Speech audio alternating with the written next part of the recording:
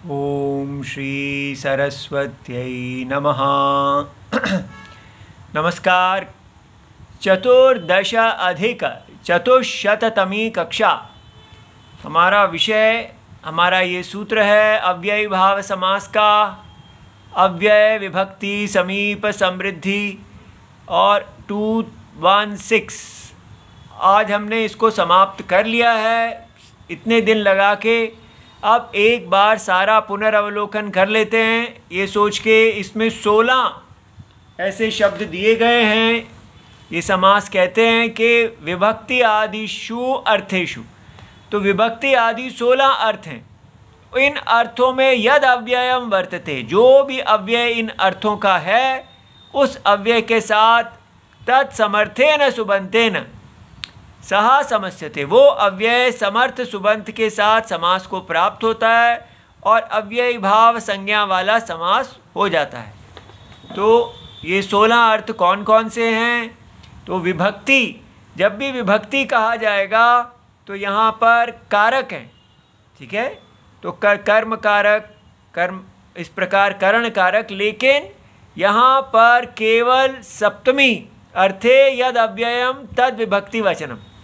तो केवल अधिकरण अर्थ में ही विभक्ति शब्द प्रयोग किया गया है। तो अधि स्त्री, स्त्रीषु अधिकृत्य कथा वर्तते, तो स्त्रियों के संबंध में होने वाली कथा हो रही है। तो अधि स्त्री कथा। इसी प्रकार तो यहाँ स्त्री दीर्घ जो है उसको ह्रस्व नपुंसके प्रातिपदिकस्य 1 to 47 से किया गया है। नपुंसक लिंगे अर्थे वर्तमानम यद प्रातिपदिकम तस्य ह्रस्वो भवति। तो उसका जो अच है उसका ह्रस्व होता है।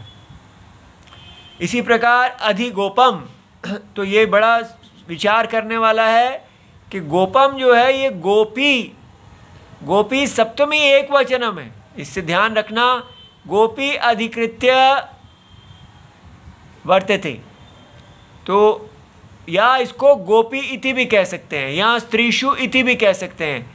जो नए वैयाकरण हैं वो ऐसा मानते हैं और पुराने इस प्रकार पूरा लिखते थे। तो ये कैसे बनता है गोपी? तो गाहा पाति रक्षति इति गोपाह।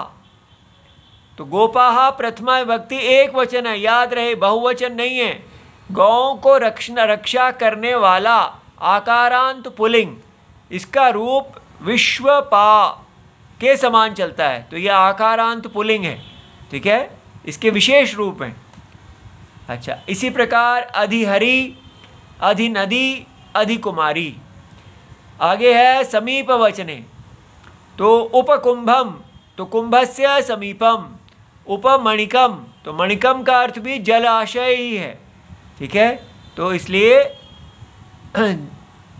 इसी प्रकार उपकृष्णम, अनुनदी, उप के स्थान पे अनु भी लग सकता है। नद्याः समीपम, उपाग्नि, अग्नेः समीपम और समक्षम। अब याद रहे यहाँ पर, यहाँ दिया है अक्ष्णः समीपम। अब ये तो अक्षी शब्द नपुंसक का रूप है, तब तो यहाँ समक्षी होना चाहिए था, लेकिन ये अक्षः शब्द है पुल्लिंग, उसका यहाँ अर्थ है इंद्रिय, इसलिए उससे बन जाता है समक्षम, ठीक है। फिर है समृद्धि, रिद्धे है अभाव, धन आदि का अभाव होना। सुमद्रम, तो समृद्धि ही मद्राणाम। और इसी प्रकार सुमगधम, तो समृद्धि ही मगधा नाम। तो सुभिक्षम, भिक्षाणाम समृद्धि। तो व्यरिद्धि जो है इसका उल्टा है, रिद्धे है अभाव। दुर्गवादिकम, गवादिका नाम रिद्धे है अभाव। और दुष्शकम, तो शका नाम व्यरिद्धि ही। ऐसे रिद्धे है अभाव की बजाय व्यरिद्धि भी लिख सकते हैं। इसी प्रकार अर्थ अभाव, वस्तुनः अभाव।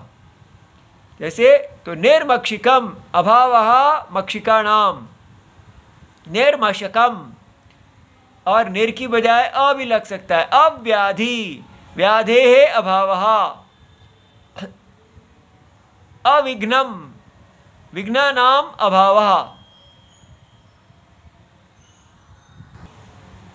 तो असंशयं, संशयस्य अभावः, अत्ययः, भूतत्व अतिक्रमः, माने किसी का होना पूरा हो गया है, अतीत।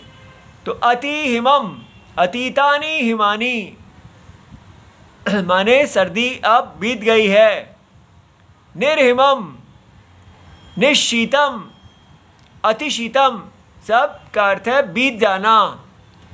असंप्रति का अर्थ है उपयोगस्य वर्तमान काल प्रतिषेधः।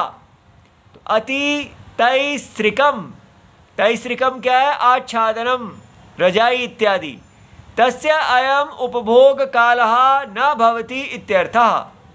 इसी प्रकार अति निद्रम, माने निद्रा का काल बीत गया है, निद्रा संप्रति न युज्यते। शब्द प्रादुर्भावः, प्रकाशता शब्दस्य, इति पाणिनि, तत्पाणिनि, तो माने की प्रसिद्धि। पाणिनि शब्द लोके प्रकाशते इत्यर्थः। पश्चात माने अनुरथ पदातम, पीछे चलने वाली सेना, तो उसको अनुरथ कहते हैं। अनुरथम, रथा नाम पश्चात इत्यर्थः। अनुपदम, पदा नाम पश्चात। और यथा के चार अर्थ हैं, उसमें पहला योग्यता। अनुरूपम, रूप योग्यम भवति। अनुगुणम, तो गुण योग्यम भवति। वीप्सा, प्रत्यर्थम, माने अर्थम अर्थम प्रति, हर अर्थ के साथ संबंध रखने वाला। प्रतिदिनम, दिनम दिनम प्रति या दिने दिने प्रति।